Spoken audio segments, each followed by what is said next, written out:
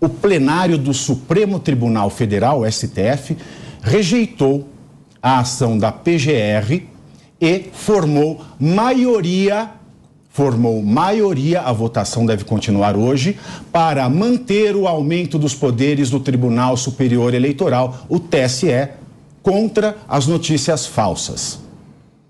O procurador-geral, diante daquela resolução da semana passada, meus amigos, ele entrou com uma medida no Supremo, que nós temos o TSE, mas o STF está acima do Supremo.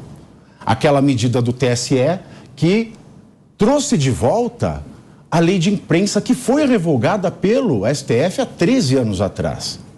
Então, eles descartam a lei por ser incompatível com a Constituição e passam a usar instrumentos, dispositivos dessa lei nessa resolução do TSE. A PGR foi e falou: isso não é constitucional. O Fachin, o ministro Edson Fachin, ontem não acatou a liminar.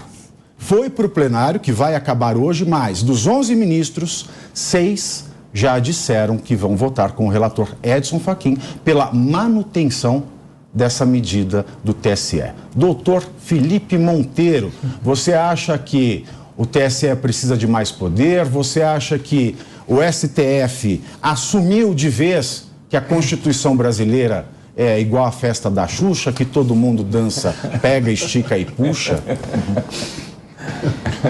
Bom, eu acho que a gente vive tempos conturbados, não é? E o TSE já mostrou inúmeras vezes que os erros dele são reincidentes. Então, qualquer discussão, qualquer tentativa que a gente verifica de aumentar o poder do TSE, a gente fica assustado. Poxa, como assim? Aquele órgão que errou, que censurou jornalistas, censurou aqui a Jovem Pan, agora vai ter mais poderes? Então, a gente fica assustado. Nossa, não pode dar mais poder para o TSE, não é?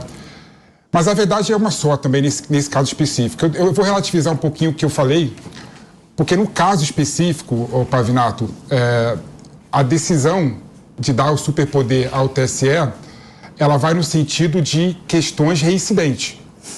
Tá? Ou seja, as questões que o TSE já decidiu, ele poderia reduzir o prazo de retirada da mídia e da propaganda enganosa do ar. Eu vou dar um exemplo concreto. O TSE aqui já decidiu que o PT não pode veicular nenhum tipo de propaganda falando que o Bolsonaro é pedófilo. Também não pode veicular nenhum tipo de propaganda de que o Bolsonaro é canibalista, né? Canibal, né? Comeu meu coração, ou seja, agora eu tô feliz. ou seja, seria justo agora, na reta final da campanha, faltando 5 dias para as eleições, o PT voltar com essas matérias? E se voltar com essas matérias, o TSE demoraria uma semana para decidir após o pleito? Nesse caso específico, somente nesses casos de identidade e similaridade entre o que foi decidido e o ponto levantado para ele, o TSE pode pedir para tirar o material do ar em 2 horas. Nesse caso específico, Pavinato, eu entendo que seja razoável, mas eu concordo que no momento atual, que pairam dúvidas sobre o TSE, mais poderes realmente é complicado. Mas nesse ponto específico eu vou concordar com a decisão do TSE. Mas, Cris, a gente tem a lei eleitoral. A lei eleitoral diz que as resoluções, elas podem ser feitas até o dia 5 de março. Essa resolução é de agora, é de outubro. Se ela não é inconstitucional, no mínimo, ela é ilegal. Exatamente. Eu vejo nessa linha, por mais que eu até compreenda a eventual justificativa para uma diminuição de prazos, agora, o direito não socorre quem dorme, né? Então, eu vejo que talvez nesse caso o próprio TSE tenha dormido no ponto no sentido de não antever, e não se pode dizer que esse tipo de medida, especialmente relacionado às redes sociais, foi bastante discutida no momento pré-eleitoral. Então, não se pode dizer que o TSE não tinha elementos para antever essa preocupação. Agora, se não tomou essa decisão no momento certo, não é agora, faltando 10 dias para as eleições, quando foi oficializada essa resolução, não é agora faltando 10 dias para o segundo turno que pode vir uma nova resolução trazendo novos elementos para a disputa eleitoral. Então eu vejo que nesse ponto o TSE errou e que não tem justificativa para essa medida, para essa resolução. Que é uma coisa meio Eurico Miranda, né? Eu não estou gostando do resultado, vou mudar a regra, no tapetão. Lembra do... Pois é. Vocês lembram do Eurico Saudoso. Miranda? Pois é. Rodolfo Maris, o que você acha do STF, né? Ora ele fala que pode prisão em segunda instância, depois não pode mais. Ora, a lei de imprensa tem que cair, agora pode ter aqueles dispositivos através da resolução, né? Ora pode, ora não pode. E sabe o que é pior? Não é nenhum STF com uma formatação diferente. Eu posso falar, o STF dos anos 50, o STF da década de 1960. Mas esse STF que fala pode e não pode, ele tem praticamente a mesma composição de ministros. Né, que segura você, que é um influenciador digital, você que trabalha com mídia, é uma grande insegurança, não é? Porque o teu negócio pode ir por água abaixo. Exatamente. Eu fico com medo, essa é a verdade. Eu fico pensando, onde eles querem chegar com tudo isso? Faltando poucos dias para o segundo turno, me vem uma dessas. Eu me preocupo com o meu negócio, eu tenho um podcast, eu me comunico. O que eles querem fazer? Onde eles querem chegar com tudo isso? É preocupante. Nós estamos sofrendo uma censura de verdade que vai afetar. Quem acha que não vai afetar, quem trabalha com comunicação e mídias sociais, vai chegar. Se chegou aqui na Jovem Pan, imagina onde eles querem chegar. O TSE, eu não sei o que eles fazem, eu não sei o que eles têm na cabeça ali dentro, faltando 5 dias, como você mesmo disse, e foi maravilhoso nas suas colocações, eles tinham elementos para fundamentar isso antes disso acontecer, antes dessas eleições. E faltando pouquíssimos dias, eles vêm com uma dessa. Então é, no mínimo, inacreditável. Ô, Malta aí tem um bottom, né? Dá um close no Malta aí. Ele diz que Supremo é o povo, né? É o lema do Malta Jones. Aí, olha, Supremo é o povo. Não, põe em cima aqui que é mais bonitinho. Põe o de cima aqui, ó. Esse aqui Malta, é os pezinhos, de fato. Os pezinhos. Né? Agora pode tirar, porque a sua gola tá muito torta, Malta. Mas vamos lá. O pessoal de vez eu quero partir. O pessoal dá uma força aqui pra gente se ajustar, não, deixa aí. Eu quero partir, né, dessa sua frase, o Supremo é o povo. De fato, a Constituição diz que todo poder emana do povo. E ele é exercido através de representantes democraticamente e periodicamente eleitos. Então, Supremo é o povo. O poder mais representativo, portanto, é o Congresso. Só que o Congresso não está, né? Eu não sei se não tem ninguém no Congresso, e houve um senador na semana passada falou que o Senado está vazio. Então, o Congresso, que é o mais representativo, é a representação direta do povo, de todos os estados, de todos os estamentos sociais, não está fazendo nada, porque ele é o único poder que poderia fazer alguma coisa frente a isso. E aí? Que mensagem a gente pode passar para o nosso Congresso? O que a gente vai esperar se o Congresso se cala diante de tamanha inconstitucionalidade? Bom, é o seguinte, pessoal. Primeiro eu quero fazer 2 agradecimentos, Thiago. Eu quero agradecer o convite do Sérgio Lima pela participação da Super Live, e toda a equipe nos convidou, o Projeto Não Brasil, para participar. Mas como a gente, esse projeto, ele está ligado a pautas nacionais, a gente não tem nenhuma afinidade com qualquer partido, com qualquer presença que mostre a liderança de presidentes, governadores. Nós estamos ligados, integrados por pautas nacionais. Eu agradeço o convite e eu quero agradecer também essa casa maravilhosa, fantástica de ter recebido mais um maluco aqui da direita, um conservador. E eu quero agradecer o Tutinha, que eu não conheço, conheci ele no elevador. Uma pessoa super gentil, que eu nem sabia quem era. Eu fui depois dar uma olhada, quem era aquele rapaz com aquela mancha na cara. Mas eu quero deixar claro o seguinte, ele foi super gentil comigo. Essa casa é maravilhosa, ela recebe uma diversificação de opiniões, de ideias, de ideologias, e ela abraça todos. E eu quero deixar um abraço também para o meu companheiro de mesa de bancada, o Léo Grandini, que eu abracei aqui, fui criticado, né? Porque eu sou conservador e ele Malta, eu tô loiro, Malta. Não, Deixa que é o programa da Xuxa. Mas eu quero agradecer. Continua amigo. E nós vamos conseguir fazer ele virar um grande conservador.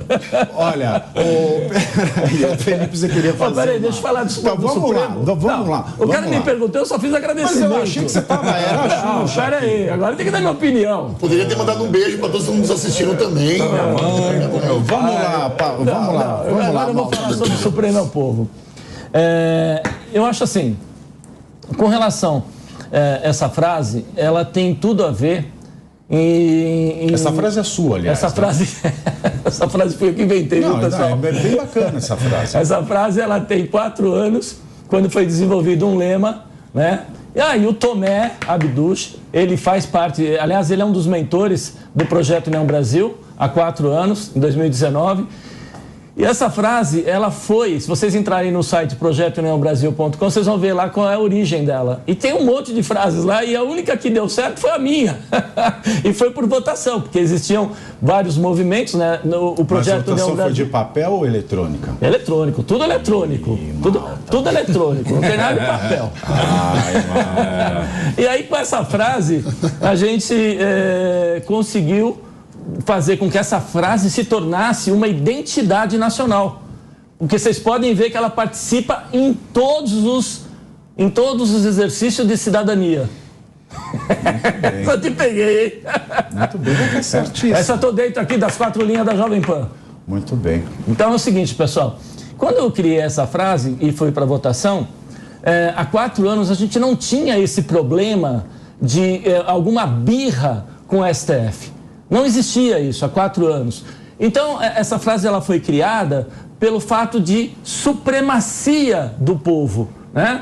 Então, aí a relação foi dando uma conturbada, uma situação meio esquisita, e hoje passou a ser uma identidade nacional. Mas, em termos de Supremo Povo, quando eu apresentei essa frase para o nosso amigo jurista Modesto Carvalhosa, ele tinha acabado de fazer uma operação. Aí fui eu lá e uma turma. Aí chegando lá, ele não conhecia ninguém, 4 anos. Quem é o Malta? Malta não é ninguém. A turma que estava lá também não era ninguém. Aí a gente apresentou, olha, Modesto, nós estamos aqui, estamos ligados a pautas nacionais. Eu acho que agora o Congresso precisa ter uma representação do povo, dos movimentos. São muitos movimentos que compõem o país, mais de 2.000 movimentos conservadores. E a gente criou uma frase. A hora que eu falei, Tiago, a frase suprema, ele tinha acabado de fazer a operação. Aí ele falou assim... Ele entrou em coma. Ele falou assim, Malta, vocês sabem o que vocês estão fazendo? Aí um olhou para a cara do outro e falou assim, não, a gente não sabe. Vocês estão criando o 5º poder. Mas, ô Malta... Não. Essa frase... O povo é o povo. O povo é o poder. É o povo. Não é o 5º. O povo é o poder debaixo de todos os poderes. Mas... Eu espero muito, Malta, que o movimento, não é que você chefice essa gama de movimentos... Porta-voz. Que você é porta-voz, claro. Exatamente. Atue também para conscientizar essa nova legislatura, né, dos deveres que ela tem, da responsabilidade que ela tem em fazer leis claras, leis factíveis, leis que realmente sejam feitas com o crivo da constitucionalidade e que prevejam de forma satisfatória os problemas para que o nosso poder judiciário não venha invadindo, né, a sua competência. Felipe, você queria falar alguma coisa? Eu vou deixar... Não, eu queria só colocar mais um ponto que eu acho importante, né? Que nesse processo eleitoral a gente pode concluir 2 situações. Primeiro, que é o processo eleitoral mais rasteiro, né, desde a redemocratização. Né? Nunca vi os 2 candidatos em proposta, acusações... Mas sabe por quê, Felipe? Outro, eu vou te falar uma coisa. Sabe por quê que a gente tem essa impressão? Porque a gente tem smartphone hoje. Pode ser. Antes a gente não tinha informação de bastidor que a gente tem. O acesso é mais fácil? Isso agrava o processo, isso traz mais questões para o processo. Só corrobora o que eu estou falando aqui agora. Né? O rei agora está nu. Né? Os candidatos estão nus. Exatamente. Sem dúvida. E o segundo ponto que eu acho impressionante é que as instituições saem arranhadas. Né? Tanto o TSE quanto o STF, nesse processo todo eleitoral, estão saindo arranhados. Né? É com pesar que eu vejo a gente com medo do TSE, com medo da decisão do STF, em questões que eu entendo corriqueira, né? Infelizmente, eu não vejo inconstitucionalidade e legalidade na resolução do STF, do TSE nesse caso específico, né? Porque é sobre decisões que ele já havia tomado, né? Ou seja, de ofício, o juiz do TSE poderia receber a denúncia e dar de ofício e mandar para o plenário. Ele apenas acrescenta a possibilidade de retirada do ar em 2 horas, tendo visto que o processo está se encurtando, pessoal. E, infelizmente, no Brasil, e poucas pessoas sabem, a data das eleições são datas, estão constitucionalizadas. Ou seja, o primeiro turno acontece no primeiro domingo de outubro e o segundo turno acontece no último domingo de outubro. Ou seja, não há espaço para prorrogar as eleições, né?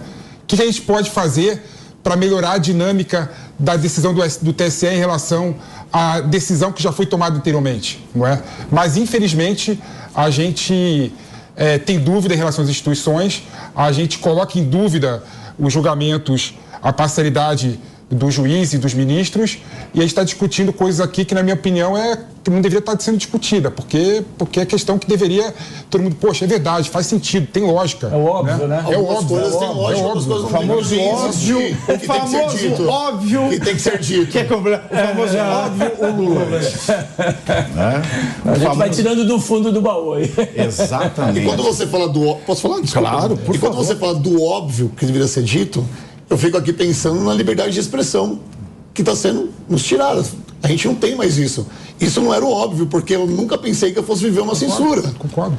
Retiraram. Não adianta falar. Eu fiz um podcast que retiraram do ar. Não adianta falar que é Eu fui excepcional. censurado também. Não adianta falar que é excepcional, é só agora. A liberdade de Exatamente. expressão, assim, a violação da liberdade de expressão nas eleições está sendo, assim, absurda. Essa história da todo cabecinha é uma enganação. Eu vou falar pra vocês, é uma enganação completa. É uma enganação, queridos. A comparação é bem essa. Mas vamos continuar aqui de TSE, né? Assim, só para colocar mais um ponto aqui na mesa. Nós vamos continuar no TSE, mas pode colocar o ponto. Uma coisa é o TSE entrar na esfera da imprensa, não é? Isso é um absurdo, não tem nem discussão. Outra coisa é, no contencioso eleitoral, o TSE falar para um partido político, uma coligação política, tirar uma propaganda eleitoral enganosa, errada, do ar. Que já foi julgado. Que já foi julgado Essa diferenciação é essencial, Felipe. É isso.